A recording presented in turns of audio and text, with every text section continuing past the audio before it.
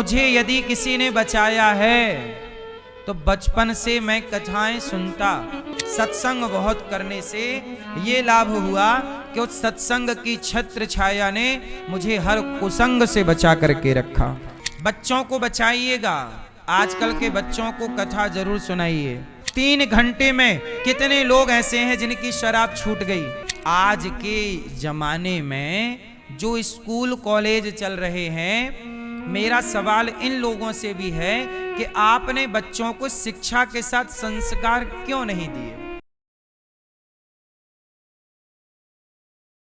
मेरे गांव में मेरी उम्र के बहुत सारे लड़के गांजा पीते, आज भी पीते हैं, भटक गए रास्ता। मेरी उम्र के लड़के, मेरे दोस्त लोग जो बचपन में मेरे दोस्त थे, उनमें कुछ लोग दारू पीते हैं, शराब, कुछ गांजा पीने लग गए। लेकिन मैं केवल इकलौता मैं रह गया जो मैं सत्संग में जाता। मैं उनसे कहता चलो सत्संग में, वो नहीं जाते, बोले हमें वहां जाना है गांजा पीने। वो गांजा में जाते, मैं सत्संग में जाता। तो मुझे यदि किसी ने बचाया है तो बचपन से मैं कथाएं सुनता। 30 किलोमीटर दूर कथा हुआ करती तो मैं साइकिल से जाया करता कथा सुनने के लिए, और चुपचाप जाके पीछे बैठ के कथा सुनता, और कथा सुनने के बाद साइकिल से वापस आ जाता। और रास्ते में और कहीं हम लोग उस हम जब बचपन में थे ना, उस जमाने में कोई प्रचार नहीं था, ना सोशल मीडिया था, ना हमारे पास मोबाइल था। कहीं कथा होती थी तो पता भी नहीं लगता था। पहले गांव में कथा होती थी तो गांव में मुनादी दे दी जाती थी, बुलौआ, गांव में बोलते हैं बुलौआ, ए भैया बुलौआ दे दो, तो गांव के गांव में पता लग जाए, अगल बगल हो तो पता लग जाए। पर कथाएं बहुत कम हुआ करती थी पहले। कभी 25-50 गांव में, एक गांव में कभी कथा हो तो पता भी ना लग पाए। तो हमें जब पता लगे कि फलानी जगह का, हम लोग पता लगाए रहे, मैं पता लगाए रहूं कहाँ कथा हो रही है अगल बगल 10-20 गांव में, जहां हो मैं तुरंत साइकिल उठाऊं और वहां चला जाऊं। सत्संग बहुत करने से ये लाभ हुआ कि उस सत्संग की छत्र छाया ने मुझे हर कुसंग से बचा करके रखा। बचपन में ही यदि मुझे गांजे की लत लग जाती, शराब की लत लग जाती, क्योंकि कुसंग मेरे बिल्कुल अगल बगल था, मेरे साथ उठने बैठने वाले लोग गांजा पीते, लेकिन भगवान ने मुझे बचाए रखा। क्यों बचाए रखा? क्योंकि भगवान को इस शरीर से ये आप सबकी सेवा करानी थी। मैं आपको एक बात और कहूं, आप भी अपने बच्चों को सत्संग से जोड़ करके रखिएगा। सत्संग हटा तो क्या मिलेगा? संसार का कुसंग। और याद रखना, कुसंग अयोध्या में भी था, औरों के यहां नहीं, भगवान राम के घर पर भी था कि नहीं? कैकई मां को किसने बिगाड़ दिया? जोर से, सत्संग ने कि कुसंग ने? माता कैकई को किसने बिगाड़ दिया? भैया किसने बिगाड़ा? मंथरा के कुसंग ने। कुसंग मिला माता कैकई को। कैकई तो राम की माता है, भरत की मां है, पर राम को दूध पिलाया है, तो राम की भी मां है। तो राम की माता कैकई को, जिन्होंने राम को दूध पिलाया, जिन्होंने राम को गोद में खिलाया, यदि राम की माता कैकई का भी कुसंग से मन बदल सकता है, तो कुसंग से आपका और हमारा मन बदल जाए, कुसंग से मन गलत जगह लग जाए, इसमें कोई आश्चर्य तो नहीं है। इसलिए आप और हम कुछ भी नहीं होते, हमारा संग सब कुछ होता है। इसलिए हम बार बार कहते हैं कि आप बुरी संगति से बचिएगा और सदा अच्छे लोगों की संगत में रहिएगा। सदा किस में रहेंगे? किस में रहेंगे? बच्चों को बचाइएगा। आजकल के बच्चों को कथा जरूर सुनाइए, थोड़ी सी सही पर सुनाइए। सत्संग से जोड़ के रखिएगा। जब आपके बच्चे सत्संग से जुड़ेंगे तो अपने आप उनके जीवन में अच्छा प्रभाव पड़ेगा। आपकी जिम्मेदारी है कि महीने में 2 महीने में 6 महीने में एक बार बच्चों को लाओ, 7 दिन का समय निकालो, चलो बेटा कथा सुनेंगे। अब आजकल माँ बाप सारी जिंदगी काम काम करते हैं और बच्चे हाथ से चले जाते हैं, फिर रोते हैं कि बेटा सुनता नहीं। भाई आपने भी तो पिता होने का कर्तव्य नहीं निभाया, आपने भी तो माँ होने का कर्तव्य नहीं निभाया।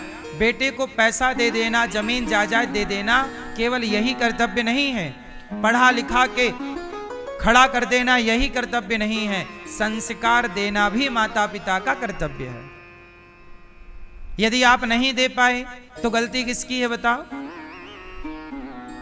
बच्चे बिगड़ेंगे तो जिम्मेदार कौन होगा? हाँ, इसलिए आजकल के माता पिता सोचते हैं कि बच्चों के लिए पैसा कमा लें, बच्चों के लिए खूब अच्छा कोचिंग, खूब अच्छा कॉलेज दे दें, पढ़ा लिखा दें, हो गई जिम्मेदारी। नहीं मेरी माँ, अच्छे कॉलेज में, अच्छे स्कूल में, अच्छे पैसे में संस्कार नहीं होते, संस्कार अलग से आपको देना पड़ेगा। किसी भी विद्यालय में, किसी भी स्कूल में, किसी भी यूनिवर्सिटी में संस्कार नहीं दिए जाते। भारत का दुर्भाग्य यही तो है कि यहां शिक्षा है पर संस्कार नहीं है। क्या कॉलेज के बच्चे देख लीजिएगा, सिगरेट पी रहे हैं, शराब पी रहे हैं। आजकल कॉलेज के बच्चे अपने, कुछ बच्चे, मैं कुछ बच्चों की बात करता हूं, सबके नहीं, कुछ बच्चे ऐसे हैं जो अपने माता का, अपने पिता का सम्मान नहीं करते। अच्छा एक बात बताओ, ये कॉलेज का लड़का है, माना कि ये कॉलेज का लड़का है और ये अपने दादाजी का सम्मान नहीं करता, तो बताओ उसमें उस कॉलेज के बच्चे की गलती है कि पढ़ाने वाले प्रोफेसर और पढ़ाने वाले टीचर्स की गलती है? किसकी गलती है?